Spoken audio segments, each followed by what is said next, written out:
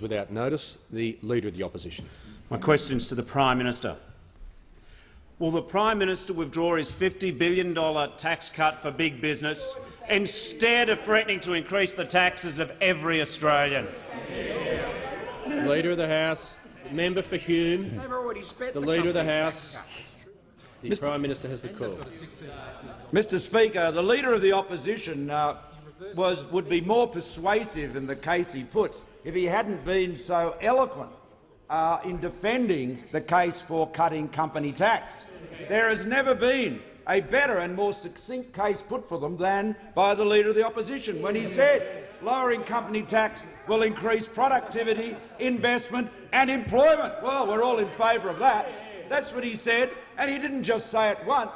He didn't go as far as the member for McMahon, who wrote a book about it, I have to say, but the Leader of the Opposition again and again went out there talking about the importance of cutting company tax. Now, you know, he was very precise about that, but, Mr Speaker, he hasn't been so precise on another matter today. Not even the indefatigable Sabra Lane of the ABC could get him to tell us what his renewable energy target would cost. 4 times she asked him, 4 times, and he couldn't answer the question. He refused to answer the question. It was as though he was hit with a horror of having to face up to his own recklessness. Because I'll tell the Leader of the Opposition this. The people of South Australia know what a 50% renewable target would look like, led by a Labor government. They've got 40% and they can't keep the lights on. That's the reality in South Australia. Prime Minister will resume his seat. The Minister for Transport and Infrastructure will cease interjecting, as will the member for Barton. The Manager of Opposition Business on a point of order. That's right, Mr Speaker. On direct relevance, the question deals with taxation policy, it deals with the company tax policy and it deals with the government talking about putting higher taxes on other Australians. That's all it deals with. Okay, I thank the Manager of Opposition Business. It is correct that the question dealt with those matters. The Prime Minister is entitled to compare and contrast briefly, and I think he's just about done that, but the subject of the question was on tax. That is correct. The Prime Minister has the call. Well, Mr Speaker, I'll conclude with the Leader of the Opposition at his best as an advocate for cutting company tax. I mean, we all know he says one thing to one group and another thing to another. Mark Latham wrote about it. Choose privately to Latham as opposition leader. He was all in favour of the Australia-US Free Trade Agreement. But he said you can't say that to the workers, so when he was talking to the members of the AWU, he was all against it. You see, the problem is you never know what he stands for. The Prime Minister will resume his seat. Has the Prime Minister concluded his answer? The Manager of Opposition Business. Members on my left. Members on both sides. Members on both sides. The member for Corangamite will cease interjecting, as will the member for Griffith. Just before I hear from the Manager of Opposition Business, even though we're only a couple of minutes in, we'll just take a break. Yesterday I warned a number of people. The level of interjections is far too high. I will deal with those who continue to interject. I'm giving fair warning now, this early in question time. If anyone warned yesterday can't remember, I suggest they consult the Hansard. I have a list here, and I am not going to sound like a broken record on this subject right through question time. And can I say to whoever it is on my right who's interjecting, it applies equally to them. No, it wasn't the Leader of the House, Mr. Thomas. The Manager of Opposition Business on a point of order. Thanks, Mr Speaker. Understanding Order 91C, you directed the Prime Minister quite specifically to return to the question. All we are getting all week this week is him talking about the Labor Party. I'm sure the Prime Minister is doing that right now. The Prime Minister has the call. Thank you, Mr Speaker. And I wanted to remind the House of the Leader of the Opposition when he was an advocate for cutting company tax, and he said in this place Cutting the company tax rate increases domestic productivity and domestic investment. More capital means higher productivity. Sorry, the Leader of the Opposition will resume his seat. The Prime Minister is talking specifically on company tax. That was the subject of the question. The Leader of the Opposition will resume his seat. The Prime Minister is in order. I've asked him to direct himself back to the question. You can't complain when he does.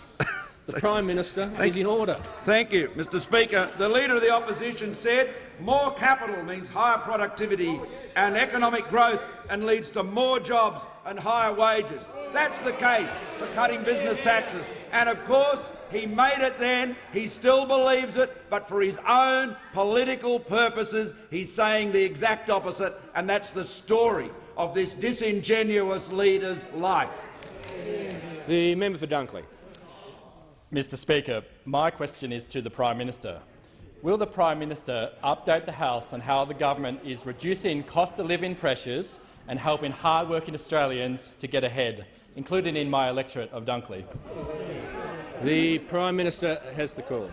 Thank you, Mr Speaker, and I thank the member for Dunkley and recall the many businesses we visited in his electorate and how important it is for them and the jobs of the men and women that work for them to have affordable and reliable power.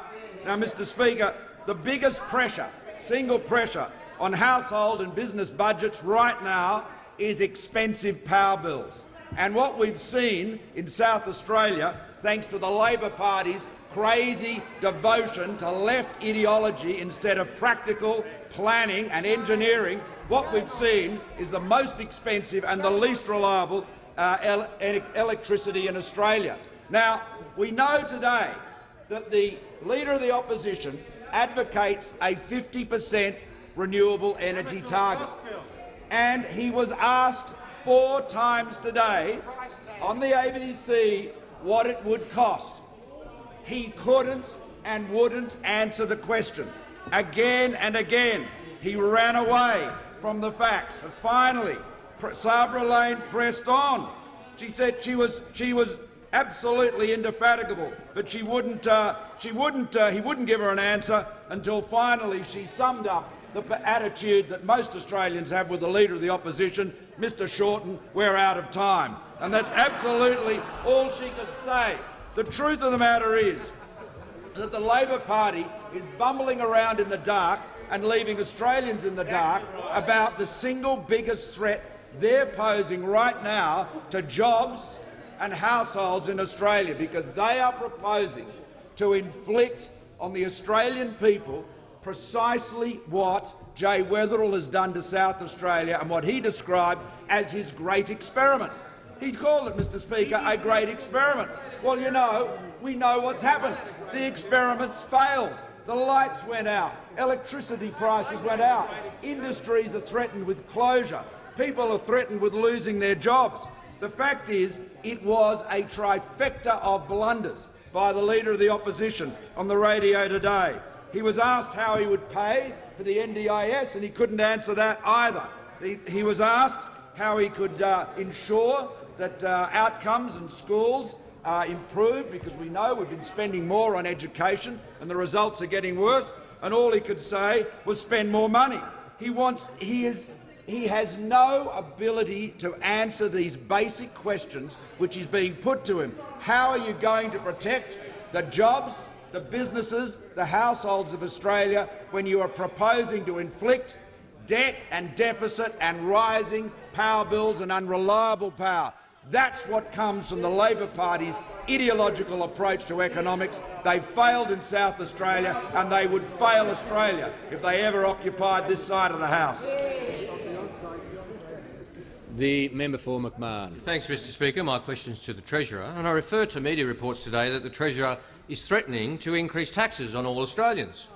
Will the Treasurer be increasing the GST to 15%, extending the GST to fresh food, or introducing state income taxes? What taxes is the Treasurer considering, or is everything on the table again? The Treasurer has the call. Thank you, Mr Speaker. The government has absolutely no desire whatsoever to increase taxes on the Australian people. That is why at the last election we laid out our fiscal plan which saw the Lindsay. budget returning to balance on projection in 2021, and included in that, Mr Speaker, was the $13.2 billion in savings measures that still remain and sitting before this parliament to make a decision upon. Now, the only people who are driving the train into those savings are those who sit opposite, Mr Speaker. Those opposite, their preferred position on the Australian people is to ensure that they pay higher taxes rather than doing this, living within your means, Mr Speaker, and for people to pay their own way. What those opposite are saying Member for Lindsay is they will leave want under the government 94A. to spend more and more and more on welfare, and for Australians to pay more and more and more in tax to pay for it. That's what they're saying. That is their policy prescription.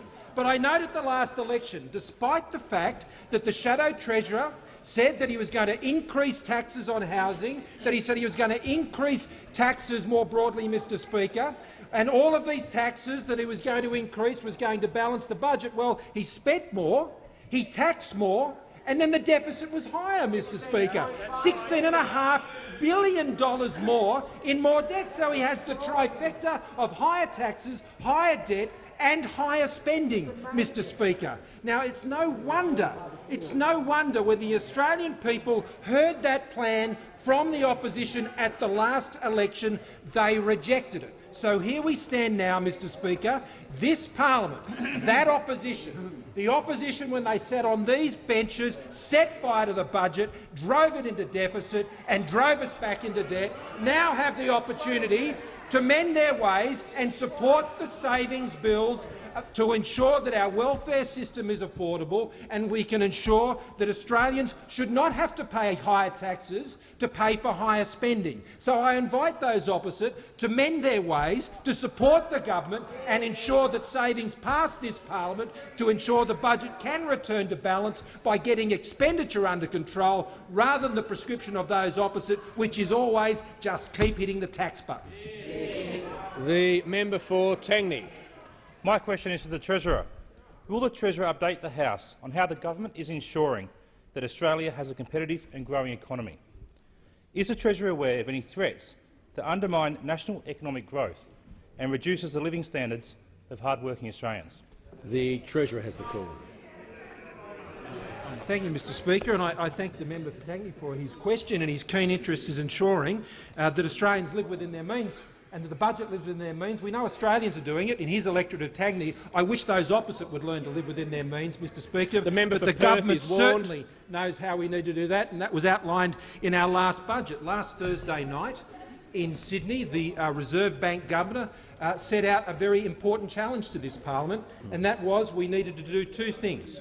We need to drive growth in the economy by ensuring we had a competitive tax system, particularly for business taxes in this country, and that we simultaneously went down the path of returning the budget to balance. That's the challenge that he set out. But, Mr Speaker, I note he is not the only one who has actually set this out as an important objective. And indeed, Member for Morton I don't will do it leave often, under Mr 94A. Speaker, but the member for Lilly, the former Treasurer, said this. In 2010, in the National Press Club, he said, in relation to the release of the intergenerational report, he'll remember these words, they were wise words. Faced with these budget challenges, we essentially have three options. We can cut government services or increase taxes, we can allow budget pressures to build and leave the problem for future generations to deal with, or we can take steps now to grow our economy. Now, Mr Speaker, what we're doing is we're actually following the advice, at least on this one occasion, when it comes to the member for Lilly, in ensuring that we deal with the challenge of fiscal consolidation and growing our economy by supporting lower rates of tax for businesses so they can employ more Australians and they can reinvest in their companies and they can take themselves forward. But those opposite, Mr Speaker, have a very different approach. What they're doing is standing in the way of getting the budget back into balance by refusing, Mr Speaker, to expect a government to be able to get expenditure under control. They refuse to acknowledge that our spending must be affordable, and you just cannot keep running up the bill and expecting others to pay for it. Mr Speaker, those opposite are like a father and a mother taking their kids out for a dinner, and they order up big. They order up big.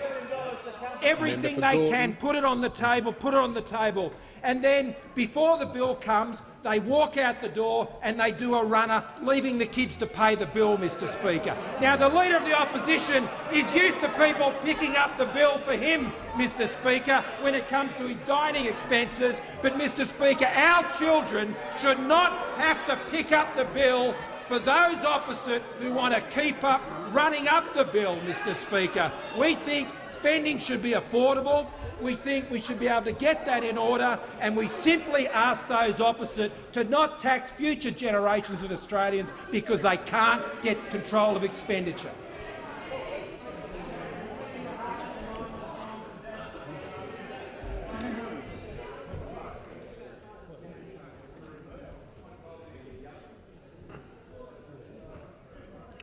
The Manager of Opposition Business. Thanks, Mr Speaker. My question is to the Prime Minister. I refer to his earlier answers where he has defended his Industry Minister, describing One Nation as more sophisticated. One Nation in Western Australia has now said the gay community across the world has developed a covert mind control program to campaign for marriage equality, and I quote, using many of the strategies developed by the Soviets and then the Nazis, end quote. Does the Prime Minister stand by his earlier answers? How long can the Turnbull government continue to make excuses for One Nation? The member for Deakin is warned. The Minister for Industry and the Environment will cease interjecting. The Prime Minister has the call. Mr Speaker, the Labor Party preferences and receives preferences from the Greens Party, which advocates legalising drugs of addiction. It advocates abandoning the US alliance. It advocates deindustrialising Australia, and I don't believe the Labor Party agrees with any of those policies. The fact of the matter is that in a preferential system, parties will reach preference deals in order to maximise their chances of success. The Labor Party has done that, and the coalition parties have done that too. And I might draw to the honourable member's attention, if he hasn't seen it, the extraordinary, threatening speech of Senator Kim Carr in the Senate today, where he threatens directly Senator Hinch over an alleged preference deal that the Labor Party did with Senator Hinch, in which he claims that Senator Hinch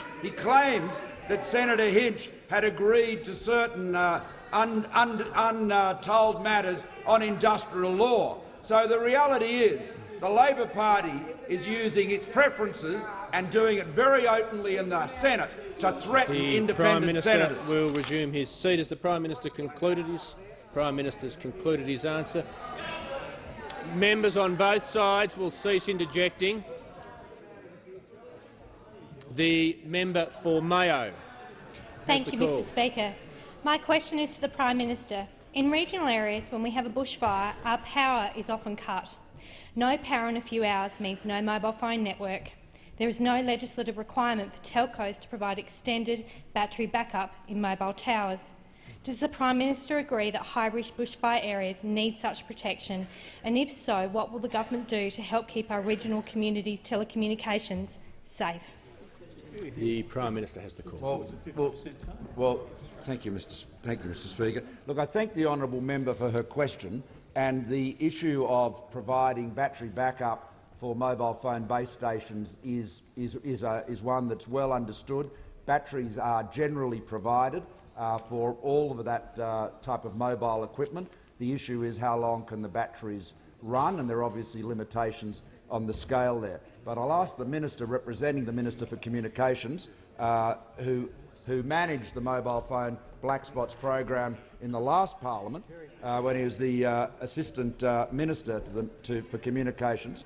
He managed that and did an outstanding job with it, Mr Speaker, and I might say, and the honourable member might reflect on this, that in the 6 years of Labor government, not 1 cent was spent on addressing mobile phone black spots, whereas we are addressing hundreds and hundreds of them across Australia.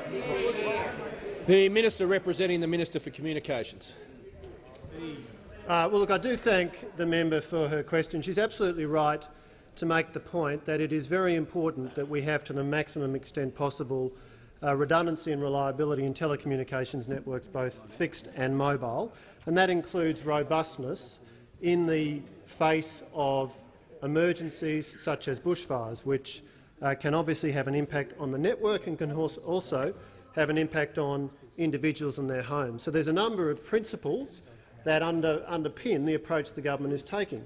One of those is to get the maximum degree of redundancy between fixed and mobile networks. If you're in a location which only has one network, you are more vulnerable than if you are in a location which has both a fixed network and a mobile network. That is the reason why the Turnbull government is committed to the Mobile Black Spots program, with some 499 base stations to be delivered just under round one of that program, and that is bringing mobile coverage to areas which did not have it previously. Now, we regard that on this side of the House as a priority. We are strongly committed to improving mobile communications in rural and regional Australia. Labor is indifferent. Labor committed not $1 in 6 years to improving mobile communications in regional and remote Australia, and that's because they're much more concerned about the inner city than they are rural and regional and remote Australia. I make one other important point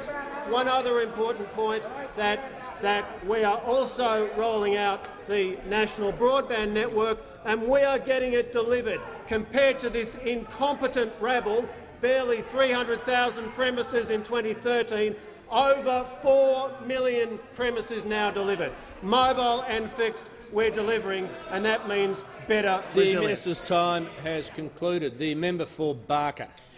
Mr Speaker, my question is to the Deputy Prime Minister and Minister for Agriculture and Water Resources.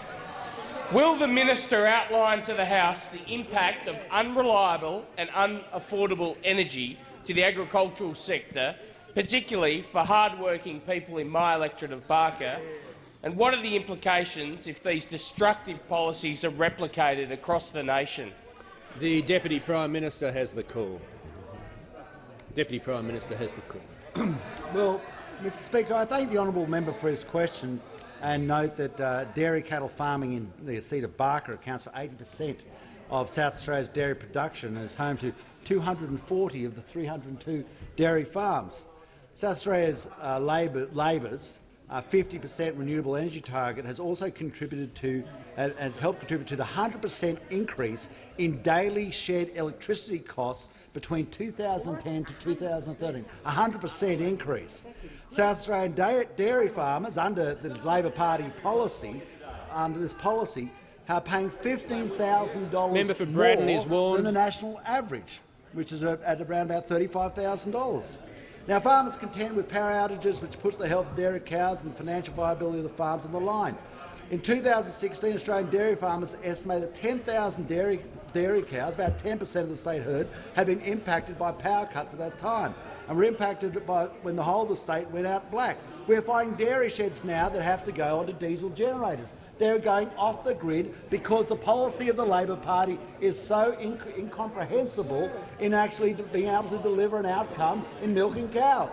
What we have, of course, and obviously everybody's quite perplexed about the fact that now the federal Labor Party want the whole of Australia to look like South Australia when it comes to power policy. And of course we've all been watching with quite some interest, but waiting for the Leader of the Opposition, the member for Maribyrnong, to come to the dispatch box and explain their policy. But it was good to listen to AM this morning because Sabra Lane had a crack at it, and I must admit, I am getting more illumination from the member for Maribyrnong electric sapphire blue suit than I'm getting from his answer. But I don't know. Maybe it's periwinkle blue. But he's a snappy dresser, but he's not very good at answering questions. And we got nothing. How much is this policy going to cost? How much is this policy going to cost? But the man in the electric blue sapphire suit didn't have an answer. Did not have an answer. So what it's going to be, of course, it's going to be an issue for the member for Chifley, because I've got no doubt that people in Mount Druitt want to know what's going to happen to power prices. What is going to happen to power prices in Mount Druitt when policy is driven by the man in the electric blue sapphire suit? what's going to happen to power prices in Mount Druitt? What are you actually going to say to your branch meeting when you say, well, our policy on power is now delivered by the man in the new blue suit? But I think the big issue, of course, is your policy has been determined by the Greens. Your policy has been determined by the Greens. You have to go back to Mount Druitt and explain it to them. You have to explain to them why your policy is to make people poorer. And I think Graham Richardson got it right when he said you're all lined up like lemmings. But I don't think they're all lined up behind you for very much longer, old trout.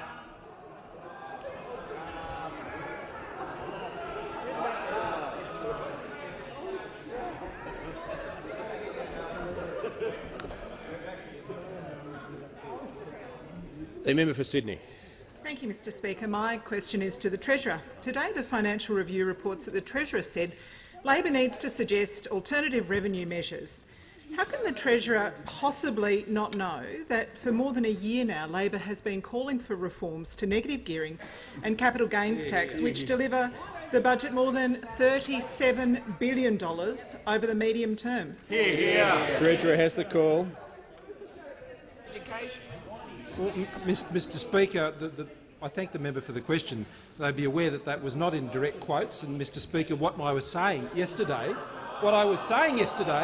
is those opposite need to identify the other ways that this can be afforded. Now, Mr Speaker, those opposite, I am very well aware, have got lots of ideas about how to increase taxes because that's what they're the party of. They are the party of higher taxes, higher spending, higher debt, higher deficit. That is the record. That is their record, Mr Speaker, on every single occasion. And, Mr Speaker, what they failed to do in government is when they set out their expenditure years off into the future, well beyond the forward estimates, what they failed to do, as we know, is they failed to fund those increases in expenditure. And in particular when it comes to the National Disability Insurance Scheme, Mr Speaker, they failed and left an open and empty promise to the people of Australia about how the NDIS would be funded. Now, we know that funding gap from 1920 rises from $4.1 billion up to 24-25 of $6 billion a year.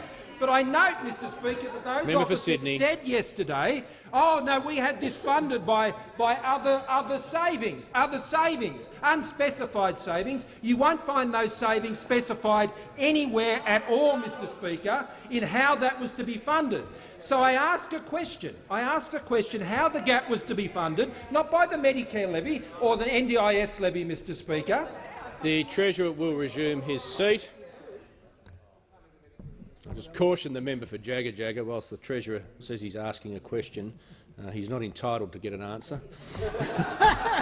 The member for Jagga on a point of order. I'll give him an opportunity, Mr Speaker. I seek leave to table a Treasury document. The member for Jagga resume her seat. Member for Jagga will resume her seat. The Minister for Social Services will cease interjecting.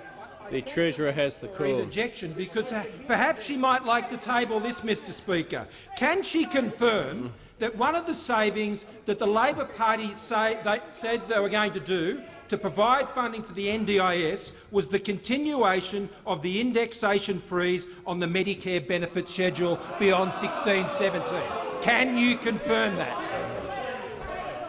Member for Jagga. The member for Fisher has the call. My question is to the Minister for Defence Industry, representing the Minister for Employment. Will the Minister outline to the House the impact that an unreliable energy supply has on businesses and jobs?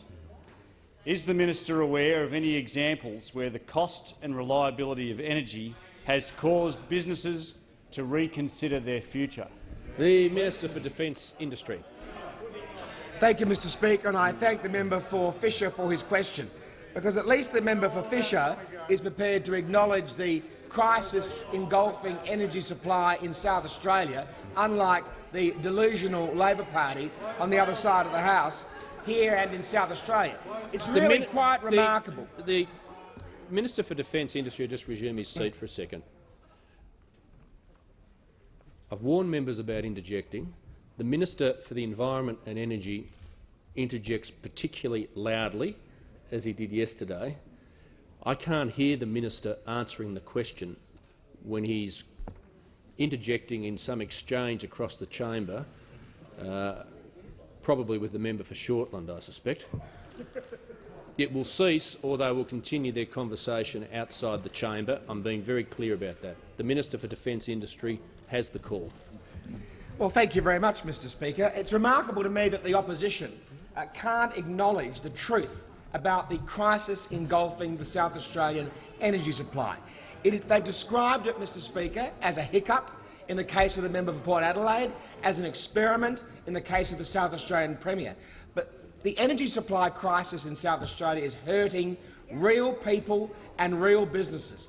Last Thursday I talked about the effect at Osborne South and North on the failure to be able to guarantee power, and the fact that the Australian taxpayer is going to have to spend $20 million to supply power to build submarines and ships at Osborne South and Osborne North.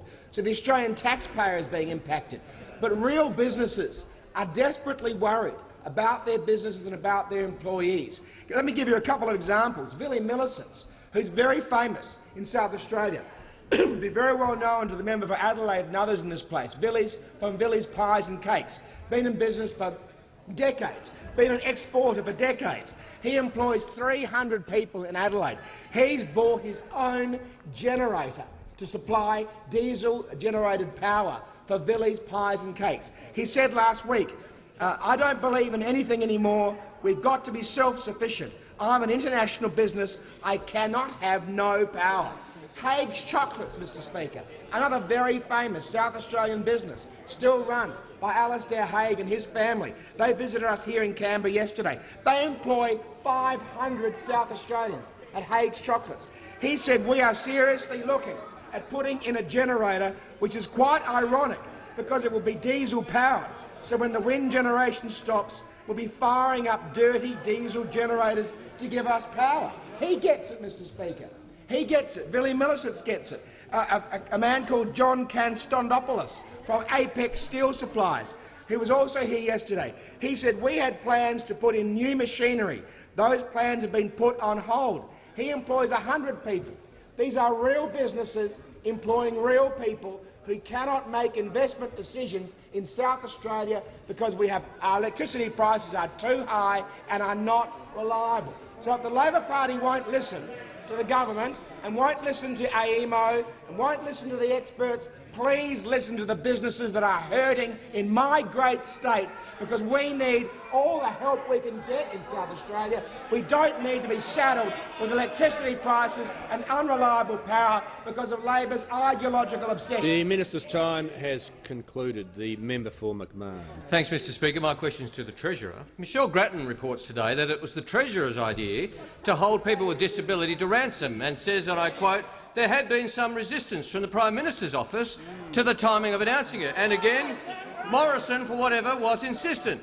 Did the Treasurer have the support of the Prime Minister and the Minister for Social Services in making his announcement, or has he just been thrown under the omnibus?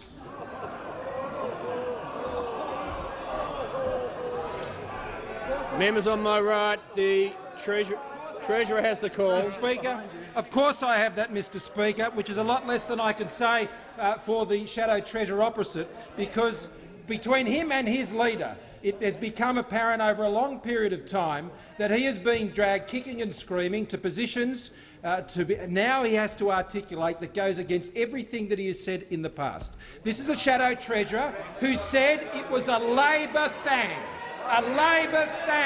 to cut company tax. Treasurer will resume his seat. Treasurer will resume his seat. As I said, I'm not going to keep warning people and having the same conversation. The member for Braddon's been warned. She knows she's been warned. She acknowledged it. She continues to interject. She'll now leave the chamber. That shouldn't be a surprise to her. The Treasurer has the call. He said it was a Labor thing, Mr Speaker, to cut company tax. The problem is it's only what they say they will do, it's not what they ever do.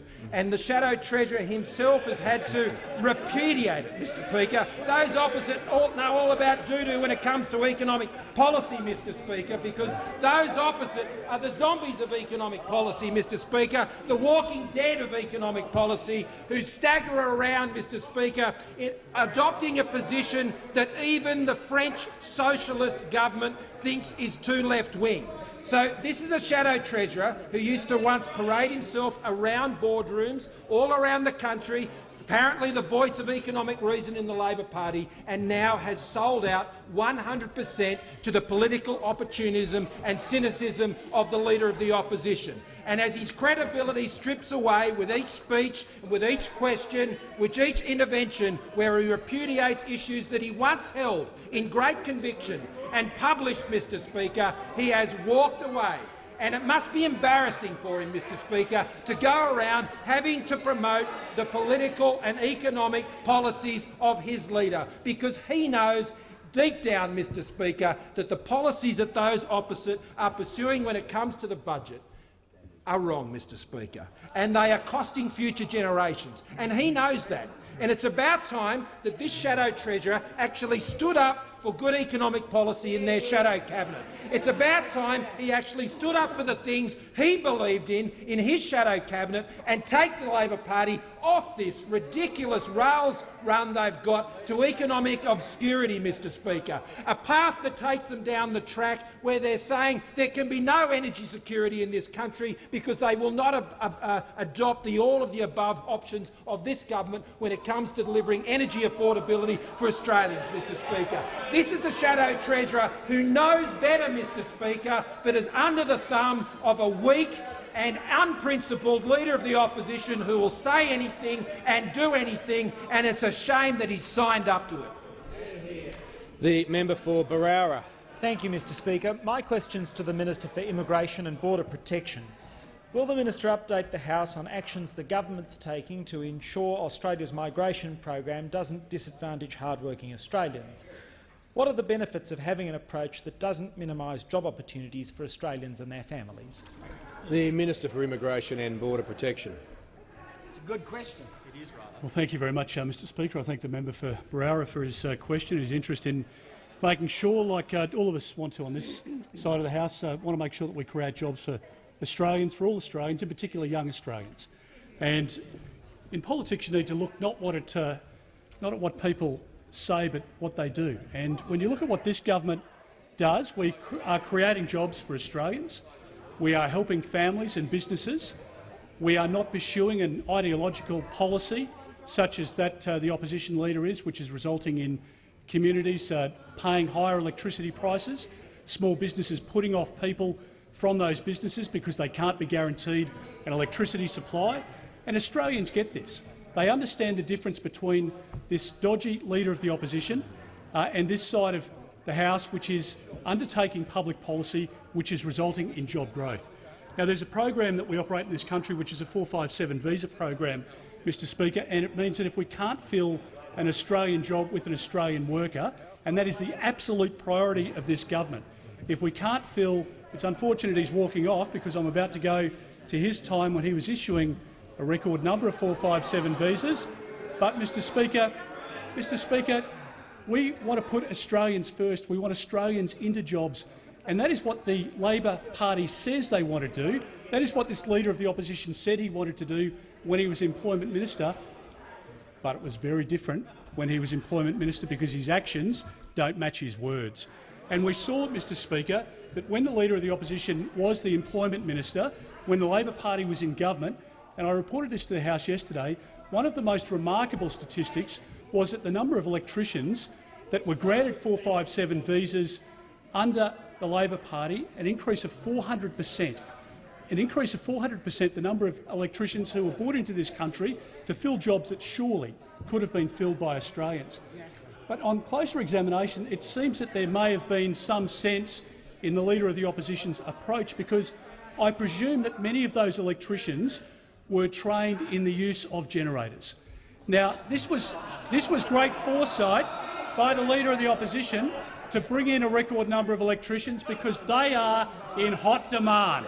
They are in hot demand in South Australia, where the Labor Party there has turned off the lights, where other Labor Party administrations around the country are seeking to drive up electricity prices, are seeking to punish pensioners because pensioners can't afford to turn on the fans, let alone the air conditioners. But it was great foresight from the Leader of the Opposition to bring in these electricians, because if he becomes Prime Minister of this country, there will be many more electricians needed across the country to flick on those generators, because Labor is in a process of turning off the lights and driving Australians out of work. Member for McMahon will just pause for a second. The Deputy Prime Minister will cease interjecting. The members for Lawler and Solomon are warned, and the member for McMahon has the call. Thanks, Mr Speaker. My question is to the Treasurer. Can the Treasurer confirm that in the last week he has introduced a bill with cuts to families, pensioners, carers and new mums, held childcare and the National Disability Scheme to ransom, threatened to increase taxes on all Australians or make further cuts, all while persisting with his $50 billion worth of big business tax cuts? Doesn't this show the Treasurer is incompetent and out of touch? The Treasurer has the call. Thank you, Mr Speaker. I refer the member again to the speech given by the Reserve Bank Governor last Thursday night, when he made it very clear that what we have to do in this country is we need a competitive business tax system, and we need to ensure we have fiscal consolidation. We need to do these things together, not instead of. They need to be done together. And that is what was in the budget we handed down in May, and these are the measures that we've brought into this House. These were the proposals that were indeed recommended by the member for Lilly. In that same speech I referred to before, he also said government spending that seemed affordable during the period of largesse prior to the global crisis may not be affordable over the longer term. So, Mr Speaker, those on this side of the House understand that when spending raises to a particular level which cannot be sustained into the future, Mr Speaker, then you need to get your spending under control. On this side of the House, we understand that the real commitments that we want to make to ensure that there is affordable childcare for Australian families, that the NDIS is fully funded, not left by an empty promise by those opposite, Mr Speaker. We make no apologies for doing the hard work that is necessary to ensure that these things that are important to deliver these important impacts for Australian families, that makes these things affordable and gives them the reliance on the future, are done. Those opposite think you can just keep running out the bill without ever having to pay for it, Mr Speaker. They think you can just keep putting the bill on your children, on the credit card, and just let it run off forever, Mr Speaker. Now, those mock opposite, Mr Speaker, every time I raise the issue that they want to spend more money on welfare and send the bill to their kids. Now, if you want to raise spending on welfare and keep it at higher levels, at least have the courage, Mr Speaker, at least have the courage to insist that the generation that you say wants that higher welfare also pays for it, and don't send the bill to the children of the future on their credit card, Mr Speaker. And what we should be doing is giving the next generation a platform to spring off, not a debt burden that hangs around their neck, because those opposite cannot get over their addiction to spending. And what that means is they are addicted to higher taxes, but even then their taxes can never keep up with their appetite for spending. And that's why at the last election they said to the Australian people, we want to tax you more, we want to spend more, we want a bigger debt and we want a bigger deficit. It is no surprise that the Australian people rejected this Leader of the Opposition and rejected that Shadow Treasurer at the last election. The member for Petrie. Well, thank you, Mr Speaker. My question is to the Minister for Trade, Tourism and Investment. Will the Minister please outline to the House the importance of investment to create jobs and ease cost of living pressures for all Australians? Is the Minister aware of any threats to investment opportunities? The Minister for Trade and Investment. Thank you very much, Mr Speaker. And I thank the member for Petrie for his question. I know he's particularly concerned about jobs and easing the cost of living pressures in his community, as indeed we all are. He's a very good member, the member for Petrie. In fact, he got a swing to him at the last election, which reinforces how in touch he is with his electorate. He's done an outstanding job, and I congratulate him. But investment is crucial to making sure that Australia continues to see improvements in terms of job opportunities and, of course, reduction in cost of living pressures. In fact, as a country, we have the 6th largest landmass in the world, the 13th biggest economy. We rank only 52nd by population. So as a large country with a small population, we're always going to be generating more opportunities for investment than we can personally fund as a country in our own right. Now, investment has played a critical role.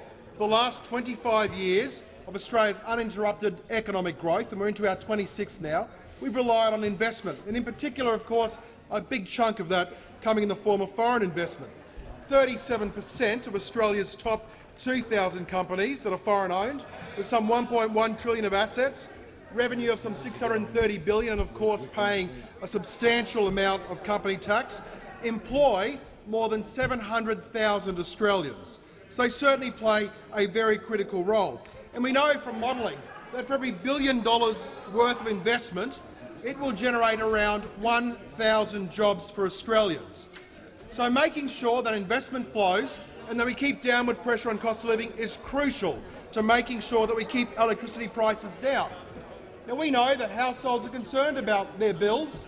Households are concerned to know what the next bill is going to look like.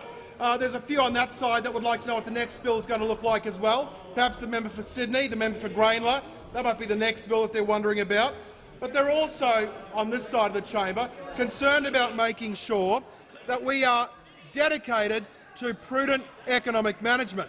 And what we know about the Labor side, is they're not just good at blackouts. Labor's also very good at black holes. So it's blackouts and black holes that are Labor specialties, and we see it in their approach this morning. Because when the Leader of the Opposition was asked on radio how he was going to pay for NDIS, he had no response. When he was asked 4 times how Labor was going to pay for their renewable energy target, he had no response. Because, Mr Speaker, it seems the Labor Party thinks they can buy their way out of their financial problems with counterfeit bills, but counterfeit bills are not a strategy for government. So the member opposite can sit there with his resting bill face, pretending he's not paying attention, but we know the facts about what it is that Labor will do. The Leader of the Opposition. My question's to the Prime Minister. Is the Prime Minister aware that the Perth freight link will not actually take freight to the ports, but instead stop 3 kilometres short of it? It's funny. Why is this discredited project a priority for the Prime Minister instead of expanding public transport in Perth through the Metronet? The Minister for Infrastructure and Transport has the call. Who's in charge of the question? Well, you never ask him a question. You never ask him a question. Members on both sides. You ask Darren a question.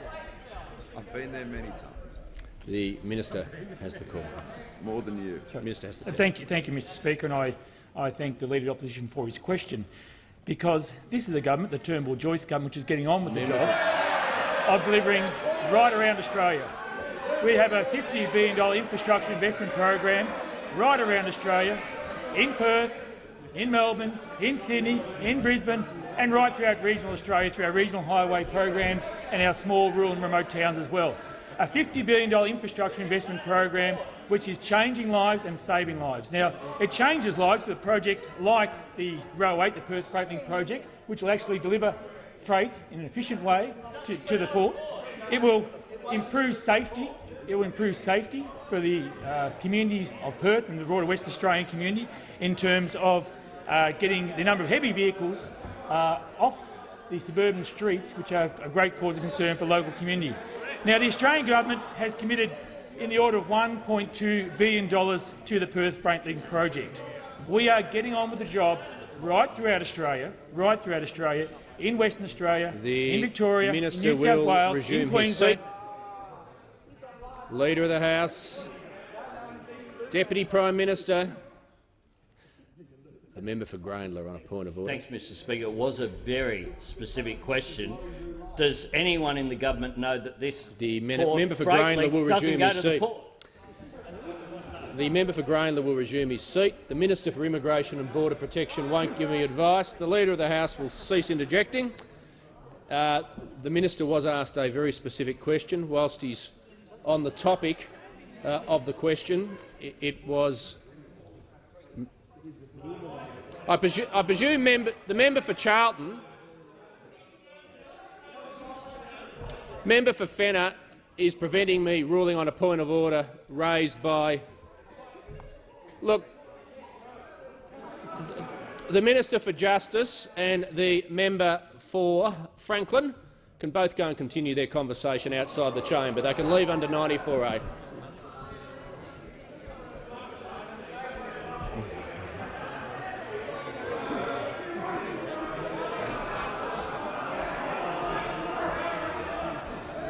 I presume those on my left want me to rule on the point of order. Otherwise, I'm happy not to, and I'll just simply go back to the minister.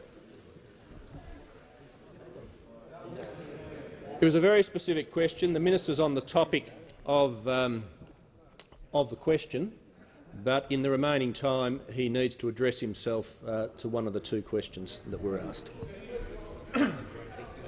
Thank you, Mr Speaker. And as those officers would understand, the Perth Freight Link project will deliver significant travel time savings for the community in Western Australia. The commencement of work on site on Rail 8 was in December 2016 last year. We remain committed to that project.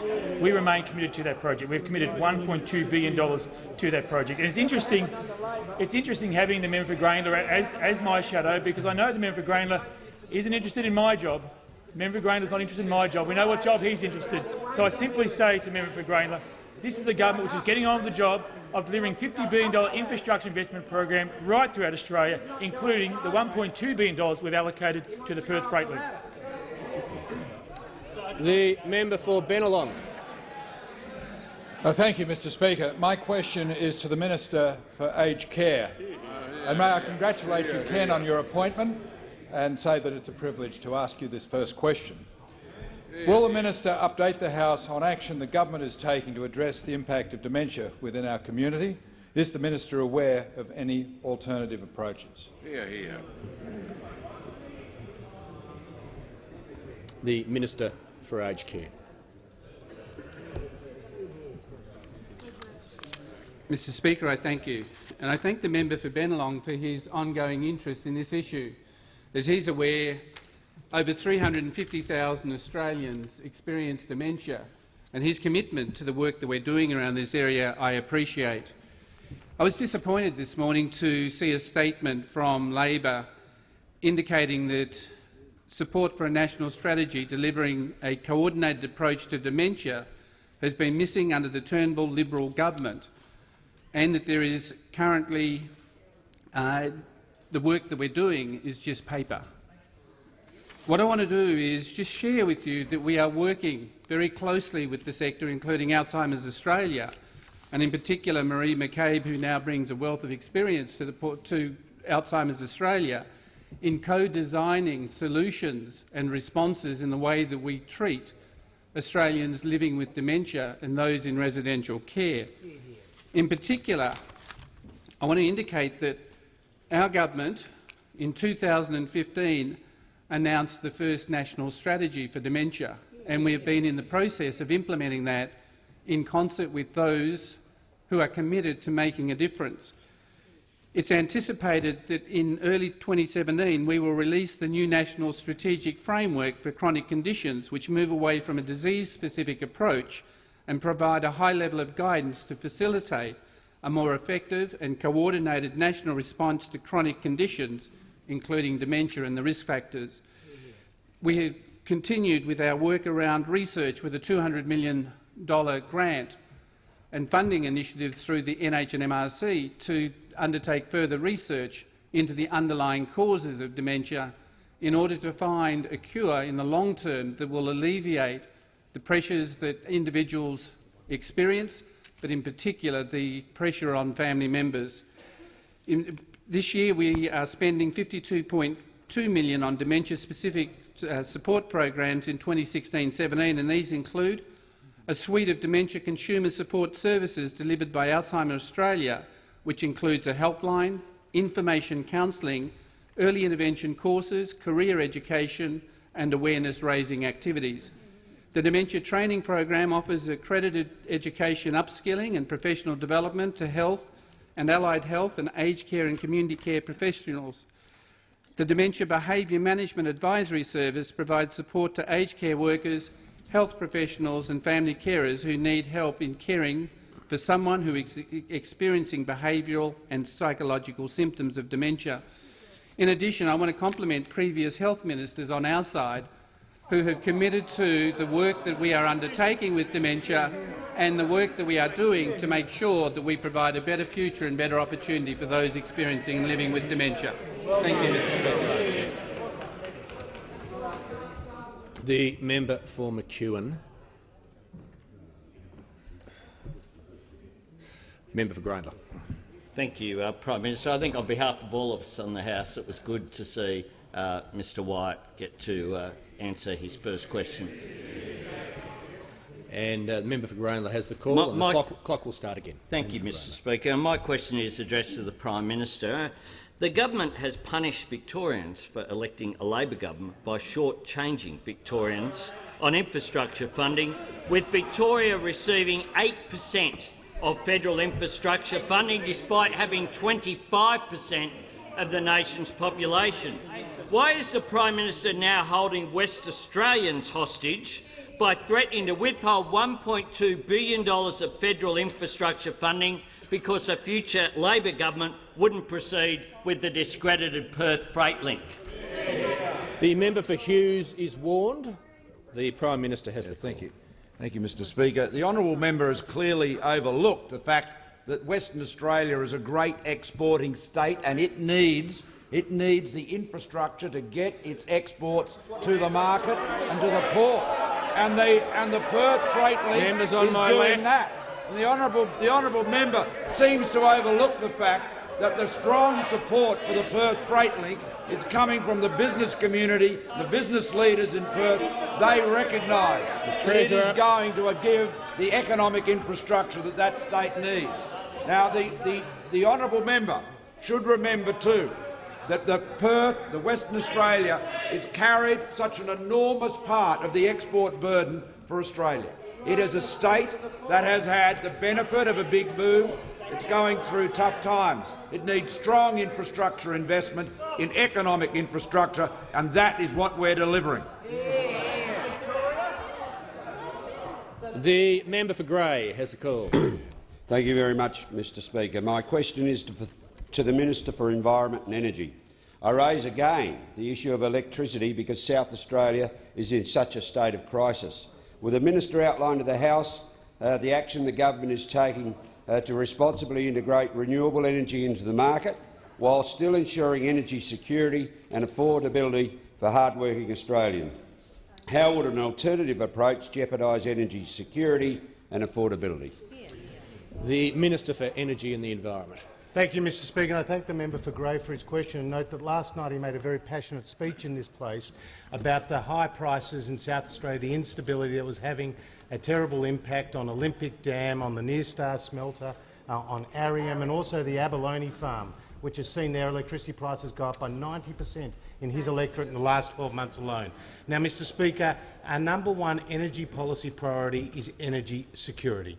And our #1 challenge in getting energy security is ensuring the smooth integration of intermittent sources of power, wind and solar, into the grid.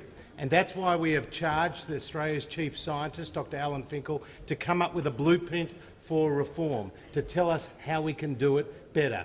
We've also invested record amounts in storage, and the Prime Minister's talked about pumped hydro, and we're also looking to create new markets for the frequency control and ancillary services and inertia that is normally provided by baseload power, which the market needs to stabilise. But I'm asked, am I aware of any alternative approaches? Now, we know that this morning the Leader of the Opposition was embarrassed when on AM for 4 times he couldn't answer the question how much his renewable energy target would cost and what would be the burden on consumers? Now, you would think that was the first time he'd heard that question.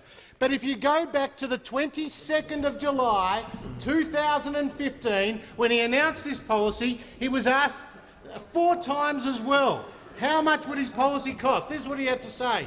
How are you going to pay for this was the question. Well, the rest of the world's already moving on renewable energy.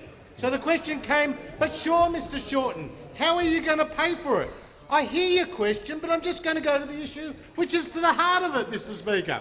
Then he was asked again, but you complained about a carbon price. They said it was going to put up costs. What about your policy? Oh, well, it won't do that at all, Mr Speaker.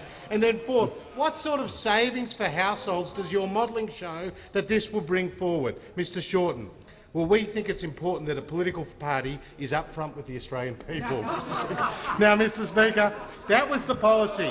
But of course, not everyone in the opposition got the memo. Not everyone in the opposition got the memo, which we wouldn't talk about the cost, because the poor member for Cowan last night in this place got up and said Labor's election policy of 50% renewable energy by 2030, wait for it, she said would require, wait for it, $48 billion, Mr Speaker! $48 billion! She's bailed the cat! She's bailed the cat. She said what the Leader of the Opposition was not prepared to say. She's told the truth. $5,000 for every Australian household, $2,000 for every Australian man, woman and child. That's the cost of your policy, which has gone MIA at the Press Club, and that's the cost of your policy to Australian homes. The Prime Minister. Yes, thank you, Mr Speaker. I ask that further questions be placed on the notice paper. I thank the Prime Minister. The Leader of the House just resumed his seat. The Leader of the Opposition's indicated to me he wishes to make a personal explanation. Does the Leader of the Opposition claim to have been misrepresented? Yes, I do. In question time yesterday, the Leader of the House made allegations that he didn't put workers first. As I said yesterday, I always have. Specifically, he asserted that an agreement reached by the AW with Visy Industries took away the maternity rights of workers who would work for that business. Mr Speaker, this is completely false. So far, I understand the Leader of Government Business has been unable to provide any evidence to journalists to support this falsehood. And this is because, in the 1999 agreement, unpaid maternity leave for 52 weeks was included for workers under the agreement, and in 2002, unpaid maternity leave for 52 weeks was included for workers under the agreement. There was no reduction in maternity leave arrangements. The Leader of the House has been caught out. Now, I expect now that the facts are clear. The Minister will withdraw. He has misled the House, and if he had any respect for this parliament, he will correct his false statement. The Leader of the House is engaging in smear. The member for Isaacs has already been warned twice.